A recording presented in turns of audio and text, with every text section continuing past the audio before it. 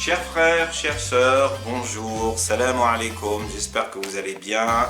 Très heureux, comme d'habitude, très heureux de vous accueillir au sein de chez moi, puisque je suis chez moi.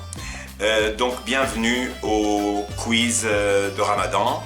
Nous sommes aujourd'hui le 15e jour du mois de Ramadan et je suis très content de renouveler cette expérience avec vous qui dure depuis le premier jour du mois de Ramadan et qui durera jusqu'au dernier jour du mois de Ramadan, Inch'Allah, si Dieu nous prête vie. Alors, nous sommes aujourd'hui le 15e jour du mois de Ramadan, comme je viens de le dire, et donc ça sera le 15e quiz. Comme d'habitude, avant de vous donner les questions d'aujourd'hui, du 15e quiz, je donne les réponses du quiz d'hier. Et donc, le quiz d'hier, qui était le 14e quiz, comportait comme d'habitude deux questions, l'une sur le Coran, l'autre sur la vie du prophète. Et donc on va commencer par la question, celle qui porte sur le Coran. La question est la suivante. Combien y a-t-il de sourates dont le titre n'est pas mentionné dans le texte de la sourate? Ça veut dire, je répète, je réexplique, ça veut dire qu'il y a un certain nombre de je ne sais pas combien, 1, 2, 3, 4, un certain nombre de sourates dont le titre, dont le nom qui est au titre n'est pas mentionné dans le texte de la sourate. Donc, je vous avais proposé hier 4 nombres. Est-ce qu'il s'agit d'une seule sourate, de 2, de 3 ou de 4? La réponse, c'est, devinez, c'est 3 sourates. Et les sourates sont 2 que vous connaissez très bien et une, je pense que, à moins d'être versé dans le Coran, rares sont les gens qui lisent, qui, on va dire, apprennent par cœur cette sourate. Les 2 sourates faciles, on va dire, c'est Al-Fatiha. Il n'y a pas à aucun moment le mot Fatiha dans la sourate Al-Fatiha. Et Al-Ikhlas, Qul huwallahu, il n'y a pas le mot Al-Ikhlas. Et la troisième qui est longue et que, je pense beaucoup d'entre vous ne la connaissent pas, c'est Sourate Al-Anbiya. À aucun moment dans la sourate Al-Anbiya, qui est les prophètes, il y a le mot Anbiya. Alors que dans les autres sourates, le nom qui est au titre est mentionné à nouveau dans le texte de la sourate. Voici pour la question d'hier relative au Coran. Maintenant, on passe à la question relative au prophète. La question était la suivante. Combien de fois le prophète accomplit-il le grand pèlerinage Hajj dans sa vie? Combien de fois? Alors on ne parle pas de la Umrah, on parle de le Hajj, l'acte obligatoire. Parce que la Umrah n'est pas obligatoire. Le Hajj l'est. Et de toute manière, quand vous faites le Hajj, vous pouvez faire la Umrah avec. Et donc, combien de fois le prophète accomplit-il le grand pèlerinage, le Hajj, dans sa vie? Et je vous avais suggéré 4 nombres. Est-ce qu'il l'a fait une seule fois? Est-ce qu'il l'a fait 2 fois? Est-ce qu'il l'a fait 3 fois? Ou est-ce qu'il l'a fait 4 fois? Et la bonne réponse, c'est une seule fois. Et c'est le Hajj d'adieu, Hajjat al-Wada'. Voilà, donc il l'a fait une seule fois.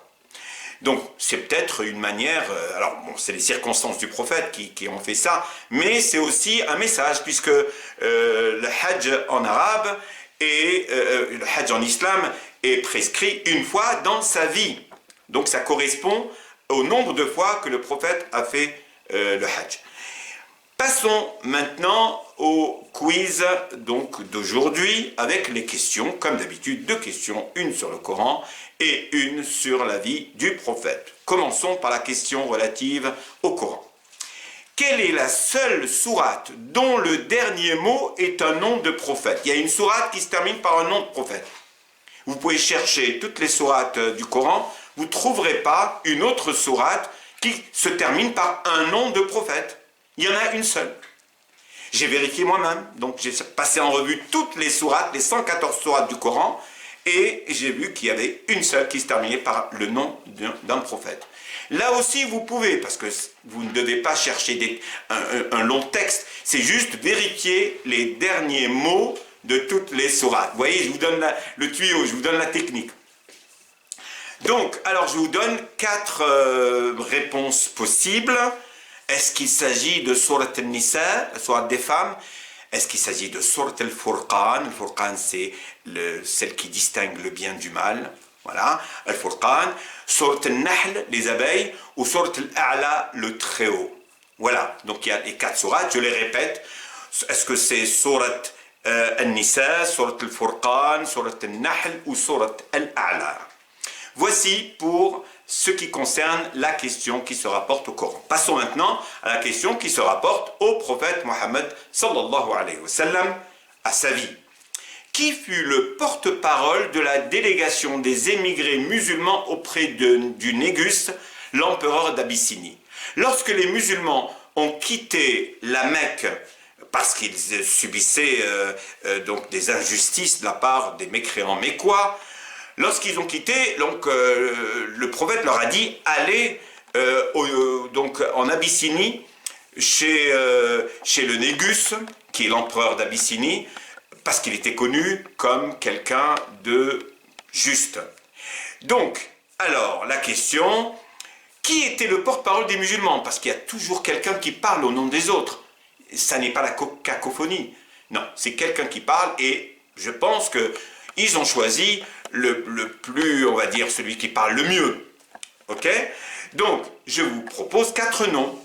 Est-ce qu'il s'agit de Uthman ibn Affan? Est-ce qu'il s'agit de Mus'ab ibn Umayr? Est-ce qu'il s'agit de Ja'far ibn Abi Talib? Est-ce qu'il s'agit de Abu Hudhayfa? C'est à vous de voir et de me donner la réponse dans la rubrique des commentaires si possible.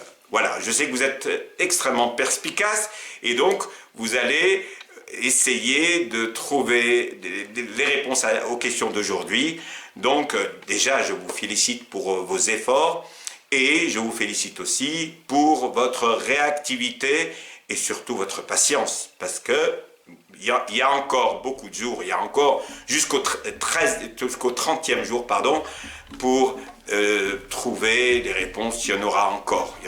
Tous les jours, il y a 2 questions et on répond aux questions. Ok, aux questions de la journée précédente. En tout cas, je vous remercie de tous vos efforts et je vous souhaite une excellente journée, un excellent ramadan. Et je vous dis, sahartukum et à demain. Au revoir.